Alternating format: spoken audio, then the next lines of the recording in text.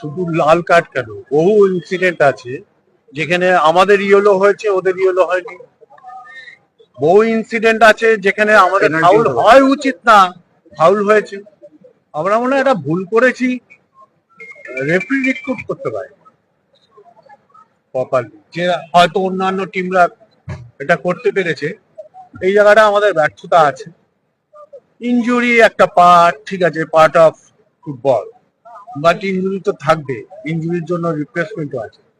এরকম রেফারিং হলে কি করে হবে? এরকম রেফারিং হলে তো কিছু করতে পারবে। তেজস নাগভেঙ্কর বারবার বিভিন্ন ম্যাচে বিভিন্ন ভুল করেন, তারপরেও তিনি বারবার এই একটা ভাইটাল ম্যাচ তেজাস পান। না, বহু চক্র আছে। আমার মনে হয় কোনো ইনস্ট্রাকশন থেকে হচ্ছে। কে ইনস্ট্রাকশন দিচ্ছে সেটা হয়তো ধরতে পারছি না। আপনারা যদি পারেন ধরে আমাদের জানালে আমরা যথাযথ ব্যবস্থা নেব। প্রথমে সল্ট কেস আজকে